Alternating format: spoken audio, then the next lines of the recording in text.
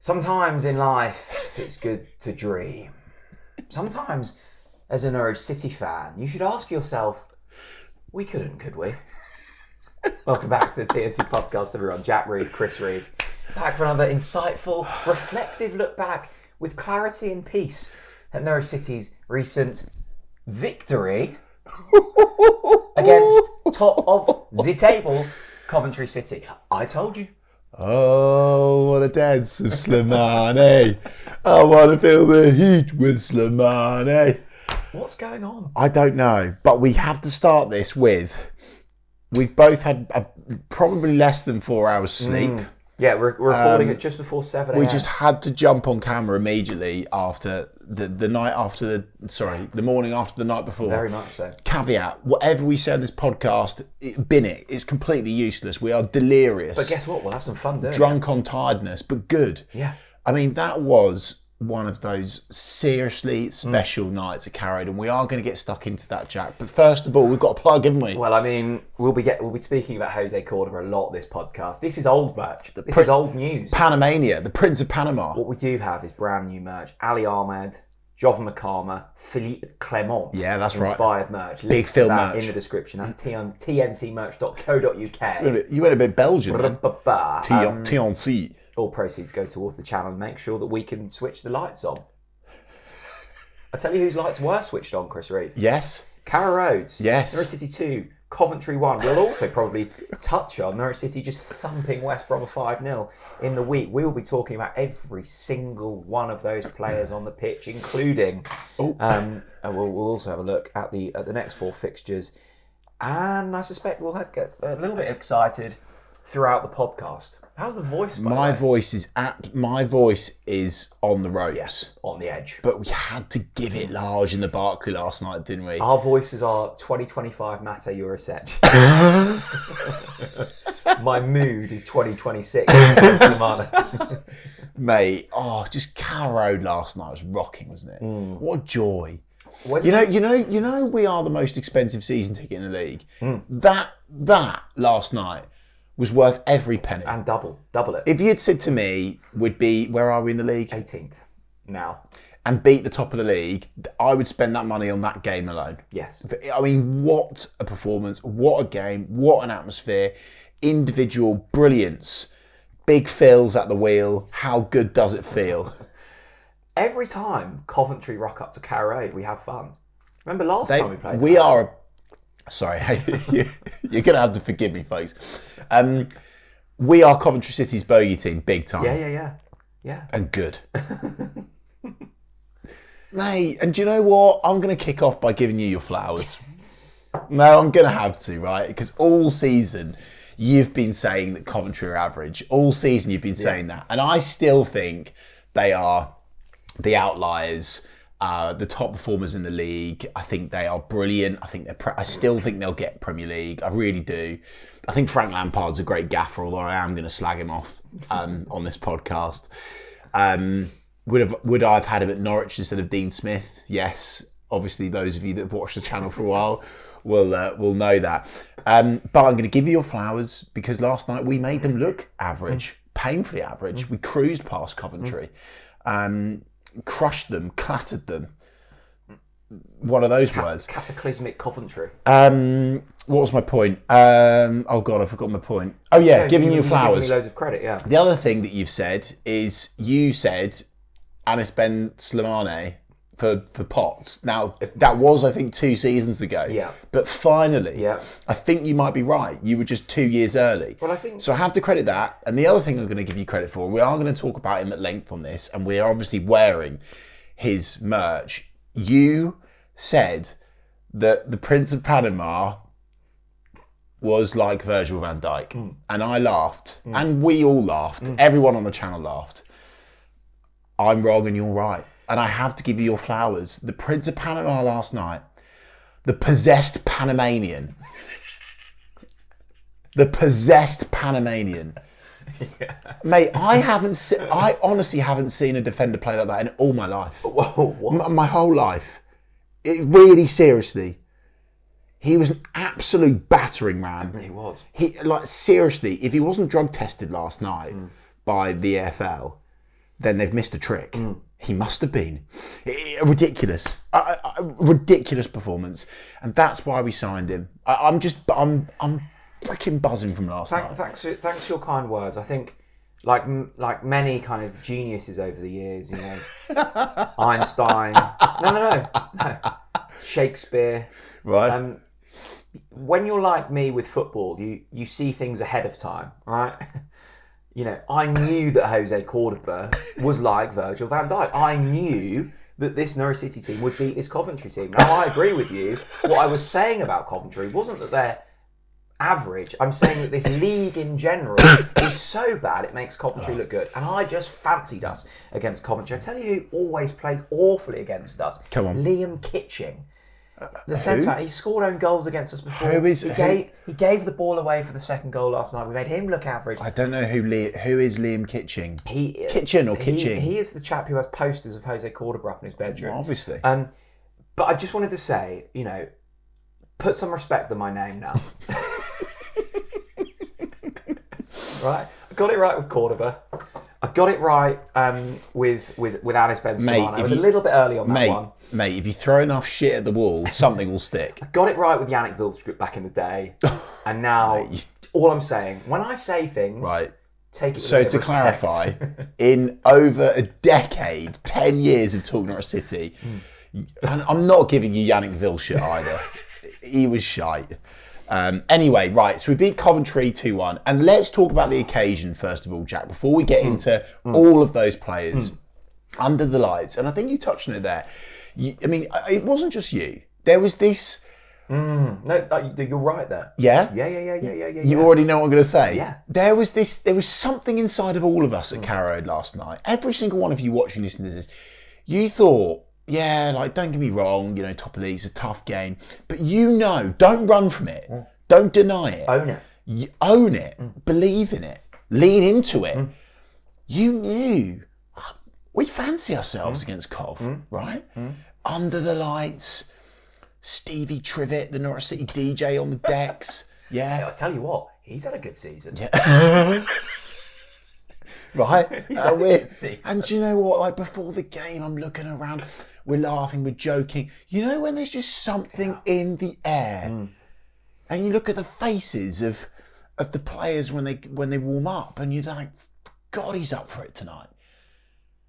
You were on time. I was early. You were early, in fact. Yeah. And there is that belief now that is back. Philippe Clement has injected us all with a class A of belief. Yeah, a big dollop of it. Yeah, and good. And then we go into the game, and can we have maybe an hour of just chatting about every single player and how good they are? Yes. I think I want to reflect on that point because it's key. But we're going to do it the other way around this time, by the way, because we always start from Mad Vlad, and by the time we get to the striker, we've completely forgotten.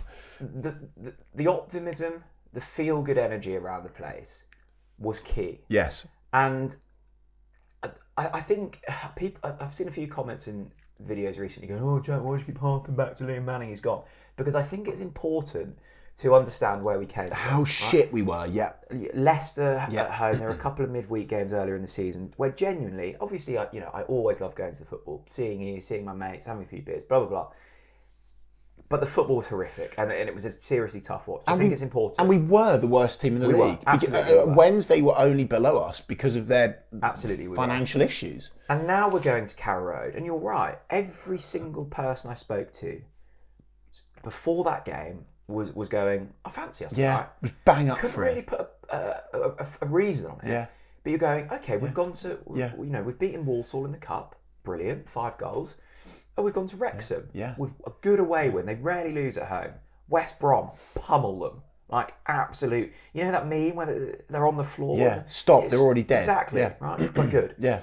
And then Coventry turn up to town and you're thinking, I was saying to you, and actually, again, put some respect on my name. You were laughing at me when I said, tonight is the arena for a statement win for Norwich City. Yeah. And even when we went 1-0 down, and I think last night was the first in 22 games where we've come from behind to win.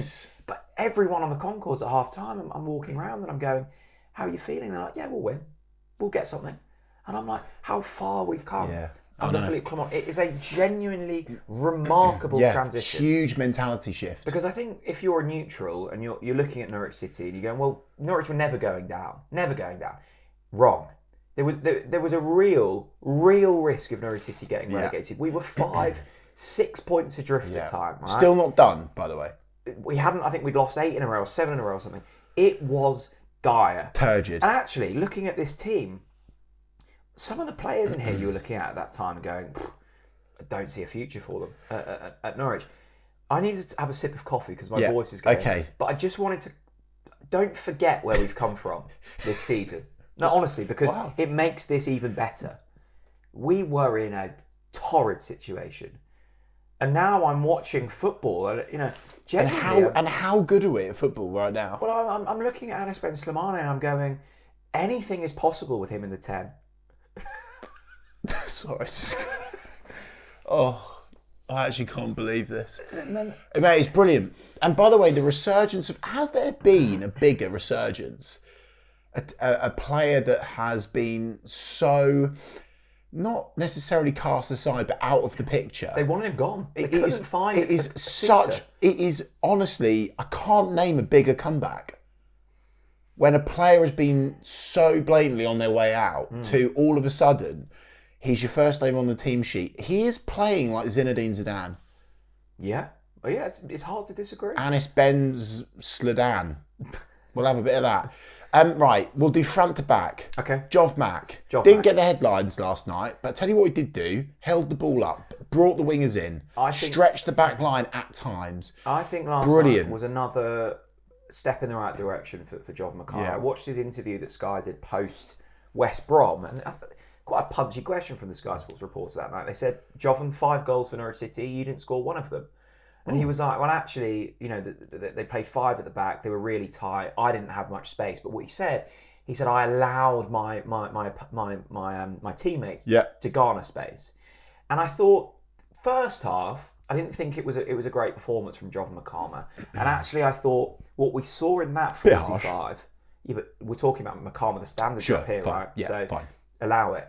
I wanted to see a few more runs from Makama, just like Sargent was like in his prime. He's off the shoulder, he's running, he's one-on-one, because the quality from Slimane, from McLean will pick that pass, right? But how good is he when the ball gets zipped into his feet? So I wanted to see the runner, but then felt like we changed our tact a little bit second half. When he's back to goal and he's holding the ball up and we're under pressure, and now we've got genuine wingers. Yes. Papa Amadou Diallo, Ali Ahmed, hold the ball up, release.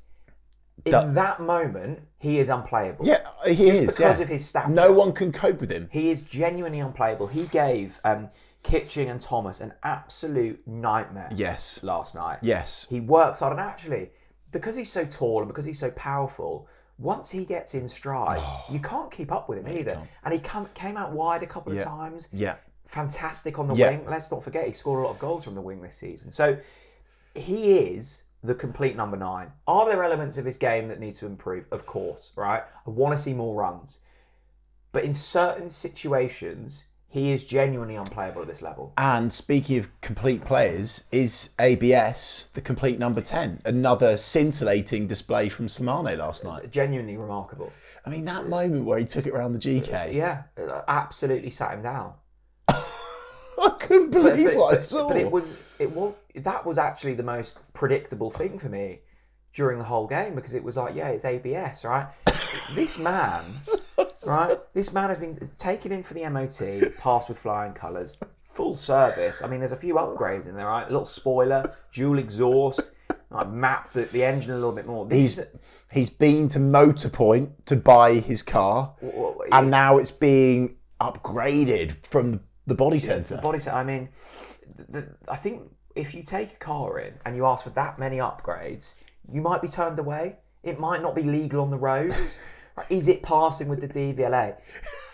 The thing with Philippe Clement is he doesn't ask, he demands, and he doesn't care about the DVLA, right? He doesn't care about laws. He just wants the best possible versions. And ABS, this is a man... Yeah. Well, he is. He is quite, factually the most informed player in the Championship. Right Tell you what he's got as well, passion. And I have to admit, I thought it had been completely sapped out of him. But I looked at that man's face last night when he leant over the hoardings into the Lower Barclay and let out an almighty Tunisian roar. And I thought, oh my goodness, this is a man that wants to hunt with Norwich City. Yeah, he's part of the Wolf Pack. And speaking of the Wolf Pack, let's talk about the wingers now. I mean, I think Tony did okay yesterday, and we have to give him a ran so hard as always, took it past his player a couple of times. I think the key thing with Tony Springett, right? But first half we were under the cosh, wasn't it? First thing with Tony Springett, one, I just absolutely adore screaming on your own tone. Yeah, right? on your own tone. I like that. Yeah, rarely works, but I like the Springer thought. sprung. I think the thought of Springett is maybe better than the reality of Springett in terms of playing. But here's the thing, and here's the reason why he's a vital cog to Norwich City. Come on. Did you see him post-match, right? 45-minute cameo, hooked at half-time again. First play, just hugging everyone, right? Bringing people in. I think people describe Tony Springett as being the social glue. Good around the place. And actually, I laughed at that at first. I'm not laughing now. Right, because you're in it. You need every workforce, every culture needs a Tony Springett. Right? Tony Springett is the cultural glue.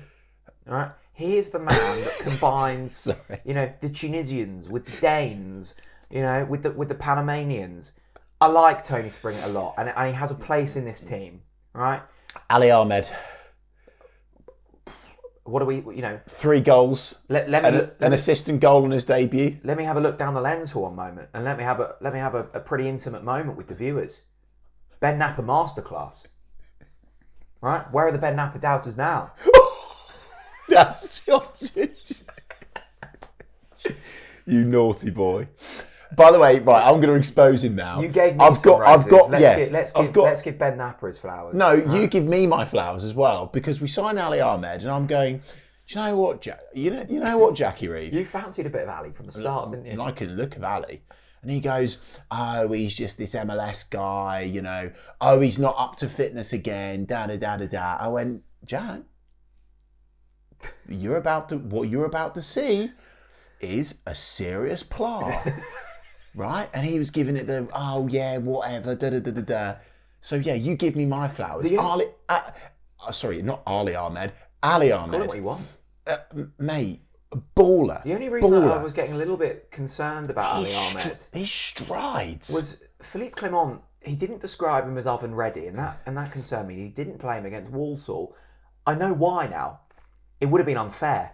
It would have been like entering Usain Bolt in a school sports day. Yes. Right? Different levels. Yes. Unfair on the opposition. Yes. Yes, you want to beat your opposition, but you need to do it in a classy manner. Yeah. Ali Ahmed against Walsall wouldn't have been fair. This is a man who knows where the back of the net is, right? This is a man... I like how he's a bit bendy. His limbs just like move in a really fluid fashion. I like him a lot, right? I like him a lot. I like how he just gets at players. Yeah. He just runs at players. Constantly running in the right direction, bringing the ball up the pitch, making that ground up. And do you know what I like as well? The early ball. Yeah. That's what we saw for the opener for ABS. Yeah. Slipped one in nice and early. And all of a sudden, 1-1. Bosh. And that was because of Ali Ahmed's vision. He is a true visionary. He is. But he is. Call the AA and they will come. It was brilliant. Honestly, Ali Ahmed, what a signing. What a signing. Exploded onto the scene. By the way, Kenny and Pell last night, again, mopped everything up. Brilliant. Quick little word for Vancouver Whitecaps. Oh, right. Let me talk. Right. Let me look down the lens now. I put this out on it. You see my post next. Let me say this now, yeah? Fuck Toronto. Vancouver Whitecaps. Go Whitecaps, go. Yeah. No, I'm a big Vancouver fan. Yeah. I always have been, to be fair. Yeah. I've always liked the look of them. And I've always watched their games. And no, just really seriously, make a pre-season game with them. Good idea. Well, it wasn't mine. I've stolen it from a Vancouver fan. The Ali Ahmed reunion tour. Yeah, like it. Yeah. How many tickets would you sell to that, by the way? I tell you what, by the way. Yeah. Who needs Beyonce when you've got Ali Ahmed? Yeah. Ali Ahmed in the World Cup. Oh, Canada could do bits. They could go all the way. Right. Anyway, where were we? Oh yeah, Vancouver Whitecaps. Thank you, Vancouver Whitecaps. Thank you. Have you got anyone else for us? Please lend them. And by the way, Vancouver Whitecaps, they are the biggest and best team in the MLS by a country mile. I couldn't dream of being a Toronto fan. Playing football in a legal fashion doesn't stop Pelle Matson.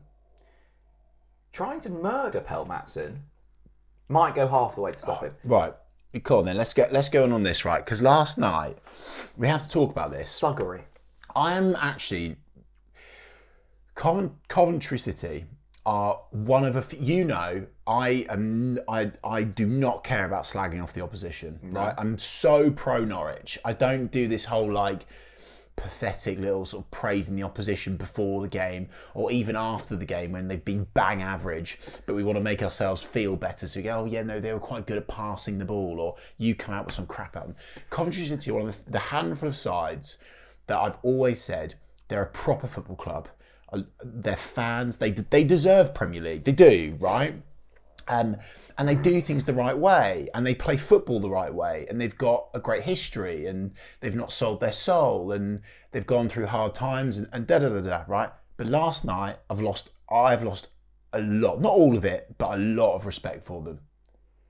Seriously, because bad losers, first of all, bad losers, crying at full time, starting a brawl on Ben Crescene. How dare you? Right, the other two incidents are absolute shockers. Well, the elbow is disgusting. If they happen on the street, you're getting arrested for GBH. Yeah, they're both GBH, and so the first one, the biggest one on Matson, is an absolute disgrace. It's a horrible one. And if there's not retrospective action from the EFL, you know that they are corrupt. Well, we already know it anyway. They're corrupt, right? There has to be retrospective action. It was a really nasty one. And I hate to use that word, retrospective. And it's not one of those he's in the running motion. He's looked over his shoulder and he's given it. He's looked, and it's not even, sometimes, Jack, it's like an arm as well. It's a proper... Where they've kind of used their body to sort of get him out of the way. He is properly... I reckon he probably bit his lip when he did it as well. It was Thomas Asante, wasn't it? He probably bit his lip as well, like that.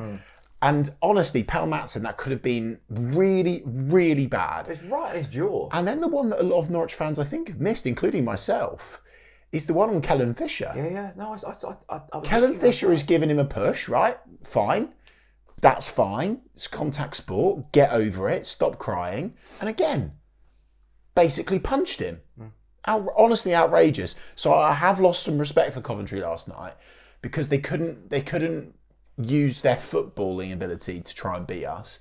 They resorted to thuggery and assault. It was a really nasty one, and actually I think Matson, there was a couple of really heavy challenges as well, but it meant that he had to come off at half time. Yeah. In comes Jacob Wright, and I was thinking at that point, I don't know if Wright's a 10, I don't know if he's an 8. It was a hearty midfield battle. Are we going to be slightly overrun now? Actually, I thought we looked better second half. Jacob Wright's ability to just move the ball on, find those passes, and this is what I talk about. Over the last few weeks, genuine depth. Now you can take Matson off and replace him with Jacob Wright. I thought it was absolutely excellent. Callum Fisher, Starman. That clearance off the line as well, which would have gone. Would that have been 2-1 if I remember rightly? Possibly, potentially, maybe 2-2, or even 2-2. I think it might have been 2-1, but it was blockbuster. And last night he had a tough old time against those Cov players. Pace, so much pace, and he showed them who was boss. He used his physicality. Yeah, I think I've been slightly enthusiastic about my thoughts on Coventry this season. Let's put it out there. In terms of teams in the Championship, they are the best team in the Championship. Yes, right? They had that kind of that buzziness about their play that represents more of Premier League than Championship. But what I'm saying is, the Championship, it's not a Fulham or a Newcastle or a Leeds of previous season where they're just absolutely miles away. Yeah. But to beat Coventry is no easy task. And Kellen Fisher was excellent. And it's his ability to win the ball, recover the ball, and then either progress with it himself or find the pass. Correct. He's got that... Comes inside with it, gives it. He's got that kind of clarity and that calmness. And again, you know, we knew that Kellen Fisher was an excellent player. But he did regress under Liam Manning. Yeah, they all did. They all did. Maybe it's not quite going to work out the way we thought with Kellen Fisher. Back to his absolute best every single week. I mean, 21 years old.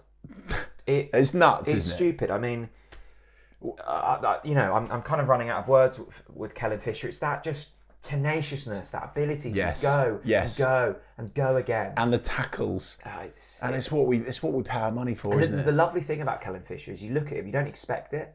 Yeah, he's small, he's sly, but he's so, you know, anyone in that team, you'd want him in a challenge. Ben Crescene, the other side. Big Ben. I mean, I didn't know if it would be him or Harry Amass. Yeah. I mean, we need to get onto him in a moment because that whole thing's confused me hugely in the best possible way. Ben Crescene, just very, very reliable. Yeah. I don't think he's stand out. I think there's elements of his game that could be improved, but he cares deeply and he's reliable. Yeah. When Ben Crescene is in the team, you're kind of calm. I like it. Right? And he does bring a calmness, doesn't he? He really does. It was nice to see in a really intense game, got 85 minutes into it before he was substituted. His fitness keeps on improving. Bit of depth now with Harry Amass. I think Ben Crescene, you know, him now compared to last season, improvement. And that's all you want, ultimately. You want your players to keep improving. Are we now looking at the best centre-back partnership in the Championship with Jose Cordoba and Rory McConville? I don't know whether it's the best in the Championship. It's certainly the best at Norwich City.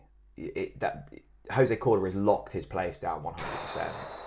He is on fire. We need to have a, you know, let's put the jokes at the door. We need to have a conversation. Jokes? What joke? Oh, right. We need to have a very serious conversation about Jose Cordoba. Like beast mode on. He is an animal. And Jose Cordoba, he's an animal. He eats tackles for breakfast. And you know, you said it before. Philippe Clement wanted him at Rangers, right? Yeah. And I think it was.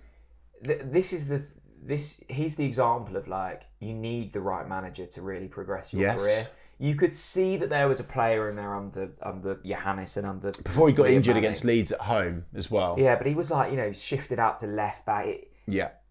But he's truly come alive, and I honestly don't think that the Van Dijk comparisons are unfair. Right? It's again much like Kellen Fisher. It's just the calmness. He never looks like he's sprinting. Yeah. And that's an absolute compliment because he's always in the right place. Yeah. And I feel calm. And, you know, final 10 minutes of that game, right, we're 2-1 up. No worries. It could have been nervy. Jose it up. I couldn't have been any calmer. Yeah. I felt like I was meditating. Honestly. No. I was in flow state. Jose Cordoba, brilliant. Rory McConville, brilliant. Just back to Ben Crescene as well, please. Rory McConville, 20 years old. Yeah. Just back to Ben Crescene as well. There was a moment in the first half, I'm sure it's the first half, where he lost the ball and I thought, they're through. And the recovery that Ben Crescene managed to do just in time, I thought that was absolutely brilliant and needs to be mentioned. Big Mad Vlad. Of course, Cov scored. I mean, the shot was tough to do. I think so, Jack. Yeah, I agree. But there was a couple of also big saves in that game. Yeah, when Cov went 1-0 up, and when did they score? 38th minute. It was one where he parried, wasn't it? It was all Cov. Yeah. And it was like, if it goes 2-0, then you've really got... Weathered the storm and Vlad was key. And again, like, is he the best goalkeeper in the Championship? No. Has he got issues in his game? Yes. Is he good for Norwich City? I genuinely think he is. How good was it last night? I really do. Where he starts to do pull-ups on the crossbar. Yeah. Every time the ball went out. I think they call them easy ups as well for you gym/fitness boys there. What do you mean You're one of them. So I think they call them easy ups. So that's a pull up, but he was actually doing easy ups, which is where you do the pull up and then you sort of flick your wrists and then do like a little sort of tricep dip on the crossbar. If I did the river end has never seen anything like that. Well, you'd be scared. Could you imagine seeing like John Ruddy swinging from the crossbar? No. I'd be up for it. Oh God, yeah, me too. Here's one for you. Come on. Here's one for you. Come on. Next clean sheet at Carrow Road. Let's see Declan Rudd doing some easy ups. Yeah. At the Barclay end the full time. Yeah. Let's see it, Yeah, Deck. yeah, Deck. Yeah, I agree. Yeah, and Deck watches the pod, to be fair. Right, Jack. Can we stop talking about the relegation battle now? Is there a slight slither of? Oh, are you looking at those hats? Are you looking? Just saying that they're there. Oh. Just saying that they're there. Mate, right. But see, right. Zoom out. Let me zoom out. Come on. Right, Can we stop talking about relegation? Answer the question. Can we stop talking about relegation? I need to zoom out and I'll let you answer. Right, come on. This batch of 4 games. Yes. We sat here a couple of weeks ago. Scared. Wrexham, West Brom, Coventry, Borough. I was We were honestly concerned. saying we'd probably take 4 points. Bubble could be burst here. Could be a real tough. Yeah. 9 from 9 so far. Yeah. Right? So, and I think the key, we do need context here. So, Borough up next away, tough. But you'd fancy us. But mate, the thing is, then let me just talk you through the run, okay? Home game against Blackburn. Yeah. Home game against West Brom in the Cup. Win. Sorry, I missed one. Oxford away in between that. Win. Home game against Birmingham. Win. Home game against Sheffield Wednesday. Win. Away to Leicester. Win. Away to Southampton. Win. Sheffield United at home. Draw. Preston at home. Win. Charlton away. Win. Pompey at home. Win. So all I'm saying is, 1, 2, 3, 4, 5, 6, 7, 8, 9, 10, 11 games there, right? You have predicted that we win 9. And I don't think that's outrageous. Maybe been slightly generous there. All I'm saying is 11 points off the playoffs? there is a chance. Can we stop talking about relegation? No, because I think it it humbles you and it brings a certain element of context. We are still only 4 points away from the relegation zone, and Blackburn do have a game in hand. So there is a world where we could be a point of relegation. So it'd be silly of us to say that we're fully out of the woods. But I am starting to look forwards rather than backwards. Yes, me too. That's all I'm saying. For the first time this season, Tuesday the 27th of January 2026, I'm looking up. I'm not looking behind anymore. But because I'm looking up, Jack. Let's talk about the teams above us, right? Yeah. Sheffield United, Swansea, Southampton, Leicester, Birmingham, QPR, Derby, Stoke, Preston, Watford, Bristol City. Then you're in the playoffs. Are any of those teams better than us? Well, this is my point. And now I would say we're probably better than 50% of those teams at least 50% of those teams that you've mentioned there. I'm bang up for it. Okay, fine. We've talked about Coventry's red card, so we don't need to talk about that again. Red card? Wish there'd been a red of course, card. the 2 blatant red cards that should have been given that weren't. Jack Reeve. Hello. Where can Big Phil, Philippe Clement, Clement's at the wheel being sung last night by the faithful. Really good. Oh, so good. Oh, hang on, just hang on before we do the question. Big Phil towards the Barclay end at the end of the game. We finally saw him crack, didn't we? He's been playing it cool. Finally saw him crack. He's been giving it the cool and calm, and he went for it. Yeah. And the fist bumps, they were more again like we've seen David Wagner do an actual spank on Liam Gibbs back in the day. If you remember that one, it's a bit. I didn't know that was still in my brain, but yeah, still there. But it's there. Philippe Clement's fist bumps were kind of like yee-haw cowboy, they were like underarm vibes, weren't they? And then the one at the end was just anyway. My favourite fist pump. Go on. Was Ali Ahmed's. Yeah. It was so ferocious. He span himself round. Yeah. He nearly fell over from fist pumping. Epic. XP of the week could quite easily go Expected Passion for those of you new to the podcast. Expected Passion of the week. Kellen Fisher's fist bump was also good. And Ali Ahmed. And Slimane towards the bar. This is the point. How many years have I been harping on about make passion great again? We saw the passion last night and we got an epic result. Jack Reeve, where can Big Phil take this football club? Seriously, where can he take this football club? I think the thing with Clement, when we were in for a few managers after the sacking of Liam Manning, and when Clement's name kind of came out as a front runner, I was like, I'll be honest, I kind of had to Google it because I was like, I know the name, but like I need to remind myself. And I saw the record at Rangers and Monaco, and I was like, okay, pretty impressive CV, but like, is he here as a bit of a rebound job? Is he here to like maybe just about get us out of the relegation zone and then move on? Well, he can rebound on me all day long. What we're seeing here is a generational head coach doing his work, right? And that's not hyperbole. This is a proper grown-up. And I think that's the thing. You look at Philippe Clement and you just go, leader. Yeah. Leader. Aura. It fits, respect. Right? In terms of the man we needed for the job at hand, yeah. Perfect. And I do think there's been a little bit of a power shift. And in a good way at Norwich City. I see Clement as the leader rather than Ben Napper. And I've said it before, even at my absolute most critical of Ben Napper, I think he's an incredibly intelligent bloke and a very competent member of a football club. But I don't see him as a leader of people. And I think he was put in a place with zero support and kind of thrown to the wolves. And I think that ate him up a little bit.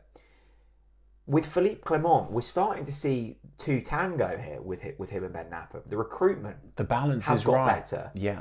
The on pitch performances has got better, and I suspect now if you're Ben Napper and you're looking at Maatson and Cordoba and a few of the other early signings, you start to gain a bit of belief in your systems, right? Yeah. Because you're actually starting to see, I thought that play was good, and now I'm seeing it. Rather than, oh shit, I've wasted another £600. Well, I have to interrupt you. In fairness, when he came on this podcast, he did actually say, no, I'm sticking to the strategy. He did say that. He did. So answer the question, where can Big Phil, the proper grown-up, take us? Well, he can get us promoted.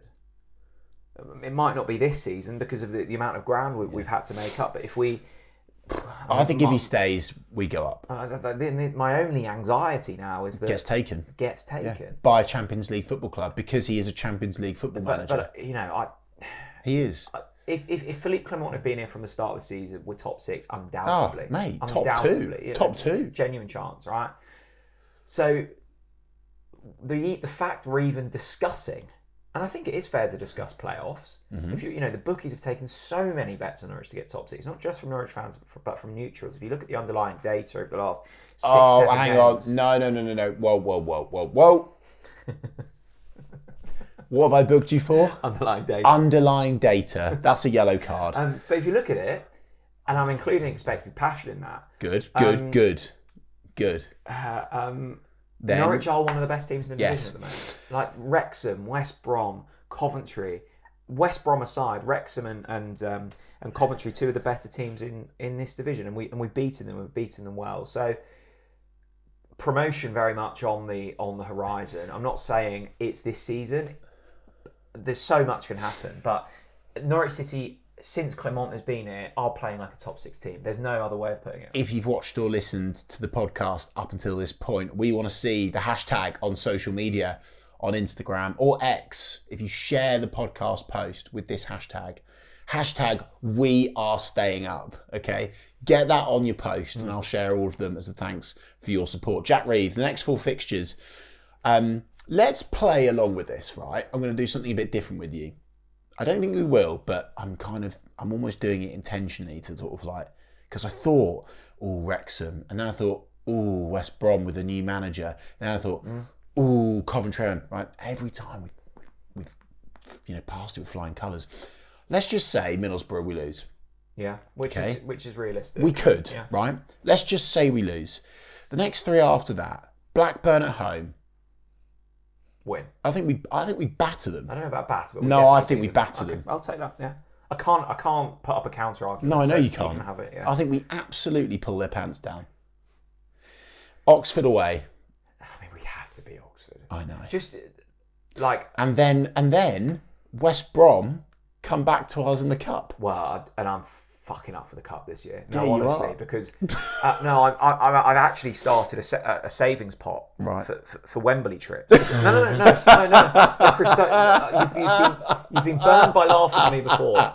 You've been burned for laughing at me before, and I don't want you to be embarrassed again. Okay. Oh. And let's not forget the FA Cup, the semi-finals are at Wembley as well, so there could be a chance we were there 3 times this season. I don't like you laughing at this. Do you like the path? I'm being serious. Do you like? Are you plotting it? Yeah. I'm up for the cup, and we've got the depth to go deep in that tournament, right? And I think we batter West Brom at home. Mm-hmm.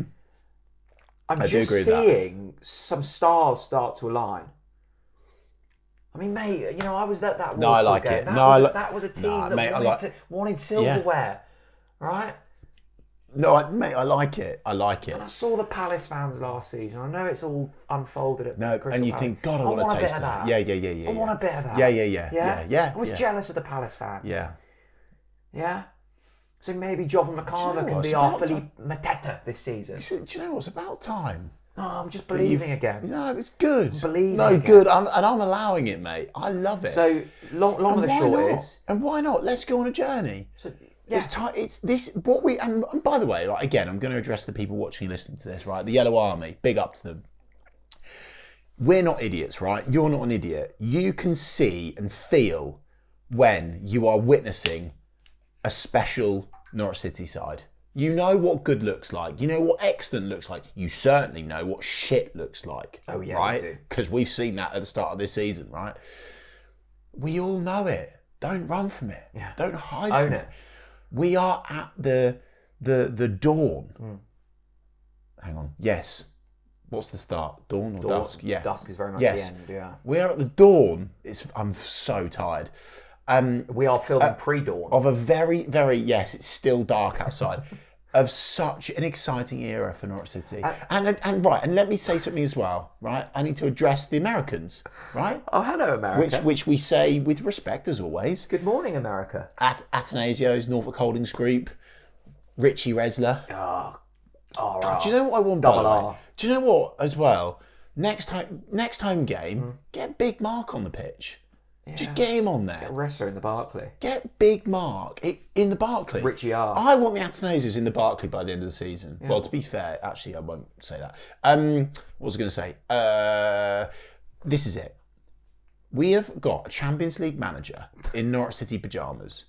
We've got a Norwich City team pumping off all cylinders. We've got ABS having been for his MOT. Yeah.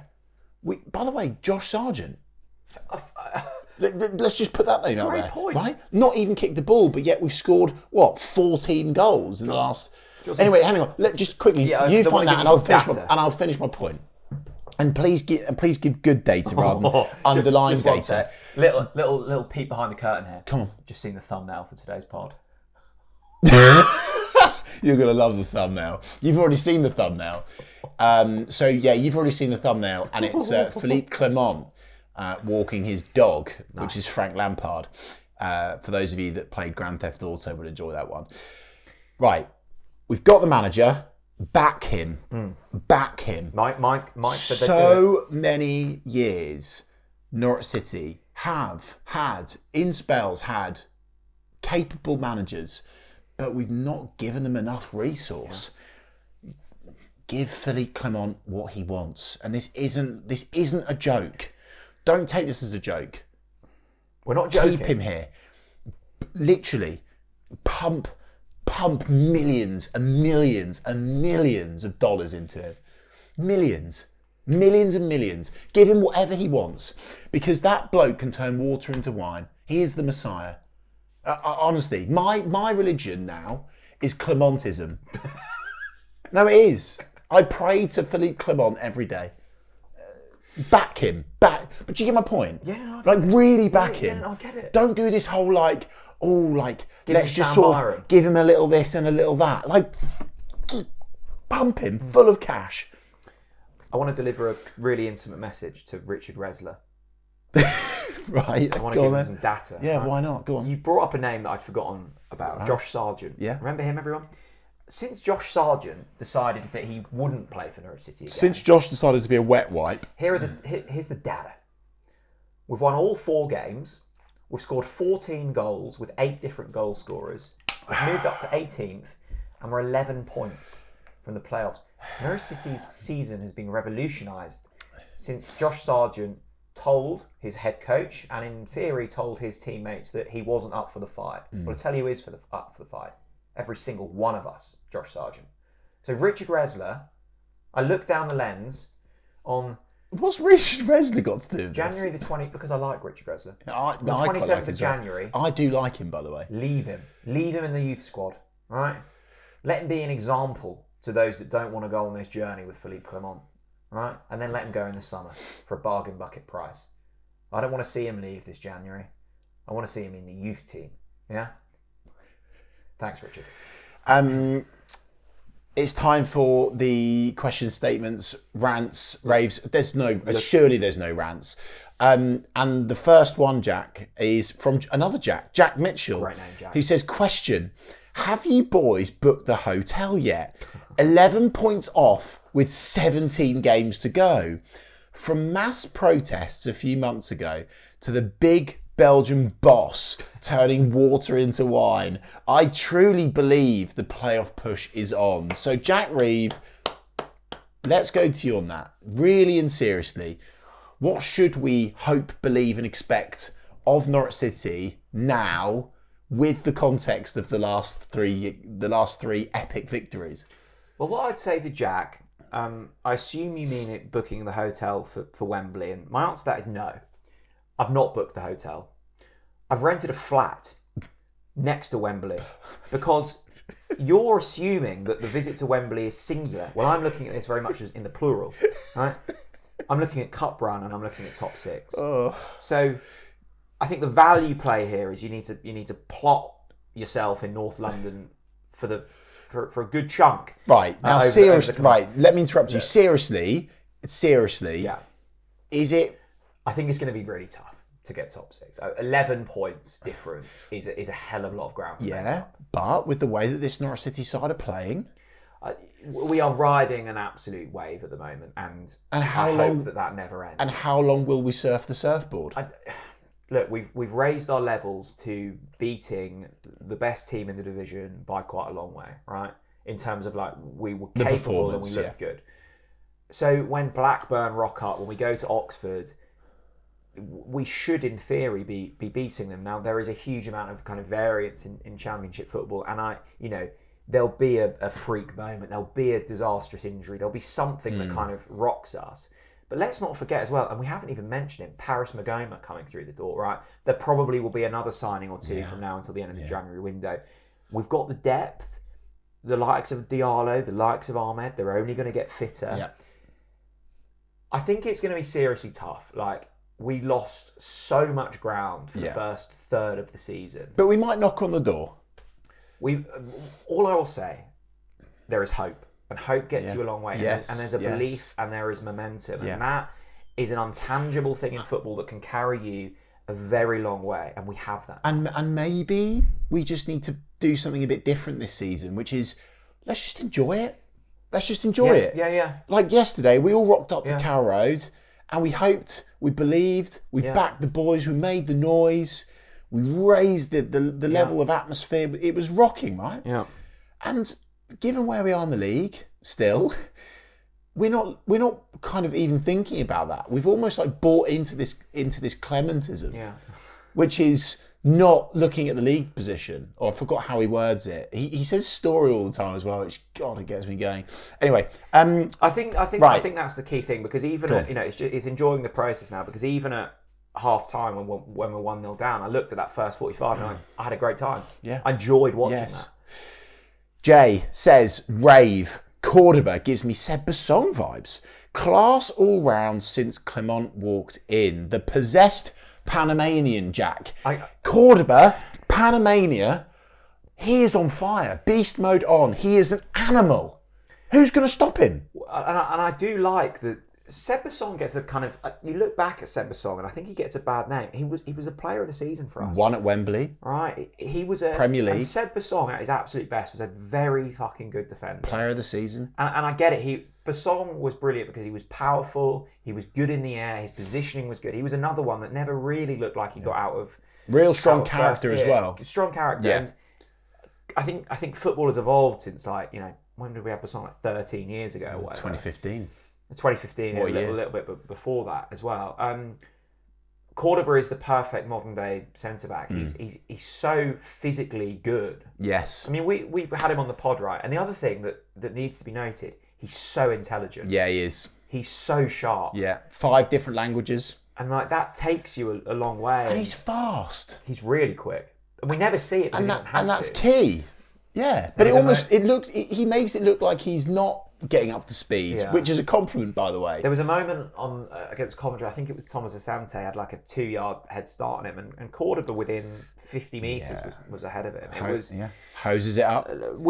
But again, key point there from Jay being class all round since Clement walked in. Another of those that some Norwich fans, and I can see why, had kind of written him off. Yep. And now actually. He's even since Clement has come in, Harry Darling's a very good Championship defender. He is. We're not even talking about Harry Darling now. Yeah, big up Harry Darling, by the way. But absolutely. Just on Jose, let's quickly zoom in on the stats. 7 clearances last night, 2 blocks, 6 passes into the final third. Again, another big thing about Jose is his vision, his ability to pick a pass, break the lines.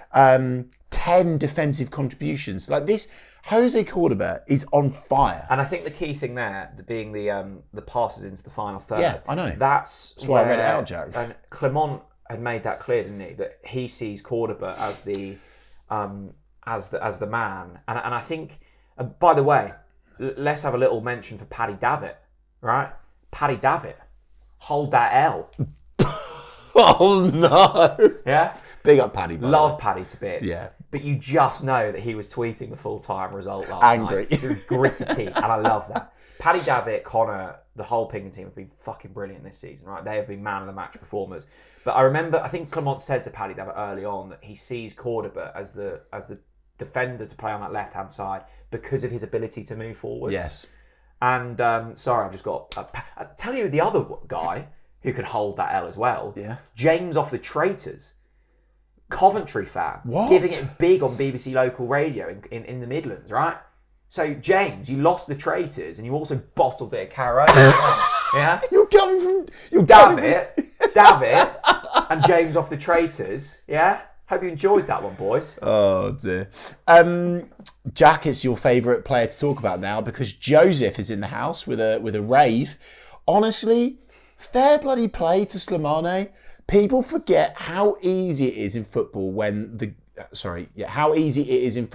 going gets tough and you're being criticised a lot. To just be like, nah, I'm done. But not with Anis. Unbelievable performance today, showing how much he wants to be here. Love the bloke, TBH, OTBC. Joseph, I'll respond to you straight away with the bit about wanting to be here.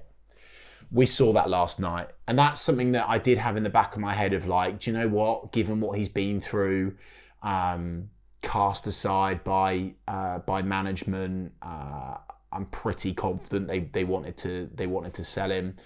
And yet last night he's leaning over the hoardings, basically wanting to be in the Lower Barclay to celebrate his goal. There was a great video that Josh Peach captured that went out on the club channels. He was chatting to kind of the players during that brilliant celebration at the end, and he went up to Anis, and I think he said, like, you can't stop scoring at the moment, which he can't. And Anis replied, it was very matter of fact, and it was like, I've worked so hard that I'm just enjoying this. Yeah. And you can see that because he was a complete outcast. Norwich wanted to sell him in the summer and they couldn't find a club. It is honestly, I think it might be now the biggest comeback story arc for a Norwich City player in my lifetime. Like, really. Well, we need to see a more sustained. No, I know, but so far. Like, I can't think of a player that's gone from being so on the edge and just huge compliments to how he's playing, because again, in his position, it would be comfortable and almost maybe acceptable for him to play the basic pass, to not take risks, to not take on his player. But Philippe has turned water into wine, and he's running into the keeper. And I'm thinking, well, he's going to pass it or he's going to try and bend it around him. No, he's going to bloody Ronnie chop him and then put it in the back of the net. And I'm thinking, God, the twists, the Anis twist, the Tunisian twister. Nice. The Tunisian twister. Yeah. No more the Tunisian tackler. He's so much more than a Tunisian tackler. He's a Tunisian twister. And you don't want to be caught in that twister. No, you don't.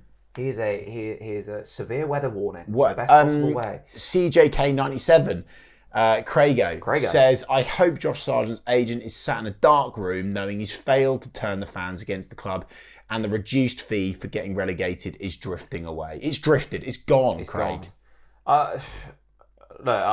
Let's try not to talk about Josh anymore. The fact that we haven't discussed much about Josh Sargent in the last couple of days, weeks, is a good thing because it shows that what's working. Again, there was genuine concern that when Sargent kind of came out with that, again, I think a lot of this is coming from agent. I want to be really careful about getting too stuck into Sarge. Yeah, I agree. Because he's been a brilliant player for us. It's kind of sad at this stage. Yes, right? It is. That it's ended in this manner, but the fact that Clement has just rallied his group, Sarge alongside McLean, you would say the two leaders in that dressing room, it could have quite easily gone badly. It could have made that dressing room a little bit toxic. Everything, and I've said it for the last few weeks, everything good at this club at the moment reverts back to the work of Philippe Clement. It's remarkable, and I still get the sense that. I mean, well, actually, what have we got? We've got 4 days of the window left, 5 days. Maybe Sarge doesn't go. It still feels like the best for all parties is that he does go. But Norwich are holding firm. I don't think it's best for Norwich City. Not at this price. Well, that's what I mean. Like the price has got to be right, and time's running out for Toronto to stump up. We have to remember as well. Well, you say that, Jack. The MLS window is still open a little bit later on. Okay. So speaking of that. Snake Pit Canary says, has Ben Napper redeemed himself after getting in Big Phil after the poor start to the season? What I would say about Napper, and look, I was emotional, I was critical, and I think rightly so, like maybe overstep the mark occasionally, but like it's football, and I think Ben gets that. Throughout all of that period though, I said that I think there's a talented individual with Ben Napper. He's bright, he's had a great education. I just think he's in the wrong role, and I still believe that. I think with Clement it works a bit better because I think Clement is taking more of the front-facing, I'm the leader, I can rally the troops, I can bring this whole club together. I still think that board needs a different structure, and I think that will happen, and I think the Atenasios know that. The good thing is they've bought a bit of time. There's less Napper chatter now, and there's more chatter about the football and Slimane and just fun, right, which is great. I think Napper has a role at this club. I don't think he has a role in the sporting director position. Oh, wow. But I want to see him in like a data kind of overseeing that element of things. I stand by the point. I think the board needs more structure. It needs more responsibility and accountability. I do think that will happen. And I do think it will happen this summer. But Napper... In terms of Napper out, I'm still Napper out for the sporting director role, but I'm Napper in terms of him remaining at the club. I think now you're potentially putting too much onerous on that because actually I think that there is absolutely with the protests and everything, it was a real kind of. It felt almost as if maybe he wasn't, but from the outside looking in, it felt like he was perhaps hanging on by a thread, maybe in terms of the supporter reputation, maybe. Yeah, I don't think he was ever hanging on for a thread with the club, though. Yeah, okay, fine, but reputationally with the supporters, right? I think Snake Pit Canary. I would actually say, and I disagree with you there, Jack. I think he can earn back so much credibility as a sporting director, in that role. I agree. I'm not saying I'm right. I'm just saying that's my take on it. I think he could have this. Could is the word here. This could be the line in the sand. He's secured Philippe Clement, and I'm sure that the ownership had a massive input into that as well. But you have to give Napa his flowers for knowing the right man, for securing the right man. That is under his remit to bring in, right? The players that he signed in the summer, right, had a shit start to the season because we had a shit football manager. And now we have a good football manager. I think the key thing, spot on, and I think the sporting director ultimately is only as good as his head coach. Napa's weaknesses, I still think, are a leadership thing. Johannes and Manning, not leaders. I still think they're both good. You don't become bad coaches. I think there's parts of Johannes that are great. I think we see it. Manning at Huddersfield confuses the life out of me because I just don't get it. Yeah, but what I'm saying is, those hires were wrong. Yeah. And most sporting directors, I think, in that position, Johannes maybe not, would get sacked. But in terms of what we needed, it didn't work. Yes. Right? Philippe is a completely different operator to those two, far more old school, and it's working. So, great managerial appointment. The players he signed, 70% of them now look really good. 30% of them still haven't really proven themselves. That's a fine hit rate. Long and the short is, Ben Napa, you're back on my Christmas card list. I'm sure he's delighted. I'm sure. Callum says, question, what has Clement added to the water at Colney? Remember, Jack Reeve, the holy water in the Colney swimming pool? Yeah. I reckon they've refilled it. Yeah. And it's close to overflowing. Yeah. I tell you what as well, the Colney Village show this year is in for an absolute treat. Imagine the marrows that are going to be coming out of the vegetable patch. Yeah? Brenda down at the Colney Village Hall, right? Susan, who's taken down her large courgette. Yeah? Phil with his butternut squash. They're going to be looking at Ben Napa's marrows and going, what on earth have you put on the veg patch? Is it legal? There could be controversy in the village shows in Norwich this year. Yeah. Yeah? Imagine taking down your pumpkin. Yeah. Yeah? Yeah. Ali Ahmed's marrow. Yeah, I mean, they're going to be large. Pete the Kit Man is going to have to take it down in a van. Imagine that. Oh, I love it. Imagine that. I love it. You're Deirdre, yeah? You've spent your entire year tending to your courgettes, making sure your Maris Pipers are best in class. And then Ali Ahmed turns up with his massive marrow. Rocks up with his marrow, slaps it on the table and goes, have some of that, Deirdre. Yeah. Hand over the rosette, darling. Woohoo! Yeah, and it's all because of the holy water. I can't, my voice can't handle this. Oh, yeah. That's good from you. I love that from you. All I'm saying is, if you've got an allotment this season, fucking watch your back. Yeah. Old Frankie Lampard turns up with his piddly little strawberries. No. Yeah. Big Phil's here with his massive marrow. Yeah. Have that. Yeah. Papa Amadou Diallo whacking the finest run of beans you've ever seen. Sorry. Yeah. Oh, God. Sam's statement, we're so back. James's statement, we've gone from relying on Sargent to being a liability with him. Crazy how Clement has transformed us.